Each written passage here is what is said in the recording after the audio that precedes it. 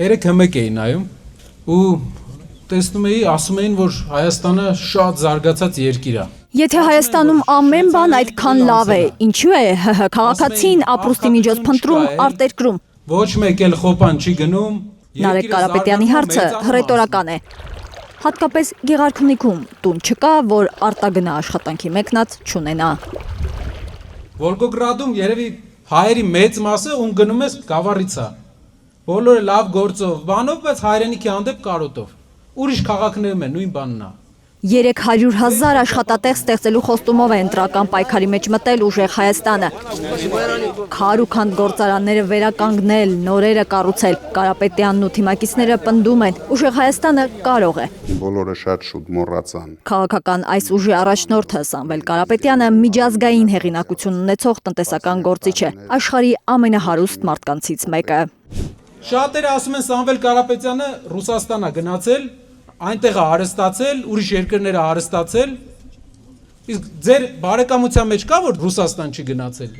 Ու կա մարդ, որ գնալով իր հայրենասիրությունը այսքան իջել է։ Ավելի չի մեծանում Սփյուռքում ապրելով։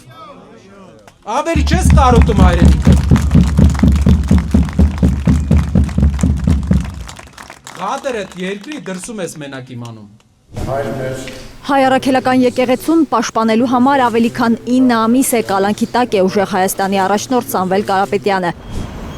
Փաշինյանը իր աթոռը պահելու համար պատանդի կարգավիճակում է պահում նրան, քանի որ գիտի Կարապետյանը սիրված է, կարող է հաղթել իրեն։ Մեր ժողովրդի կողքին են։ Ընդգծում են ուժեղ հայաստանցիները, վստահեցնում Կարապետյանի թեկնածությունը լավագույն այլընտրանքն է, ներկա նախկիններից հոգնած մարդկանց համար։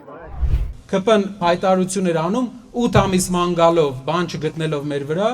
Սամվել Կարապետյանի անցած ամբողջ ուղու վրա մի հատ թերություն չգտնելով, ասում է, որ Կարապետյանը կարող է իր ձայնը տա, օրինակ Ռոբերտ Քոչյանին։ Լսել եք։ Ժորժ ջան, դա ապացույցն է, որ բան չեն կարողանում Կարապետյանի վրա գտնել։ Հիմա ես ձեր մոտ հայտարարում եմ. մեր ուժը ձայնը տալու է Սամվել Կարապետյանին, որպես Հայաստանի վարչապետ։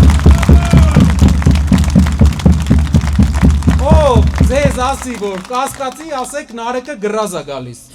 Իչքան, ինչ գրազ ուզում են, թող ասեն։ Գրազի իշխանական փոխհատուցումն էլ Նարեկ Կարապետյանը խոստանում է ժողովրդին տալ։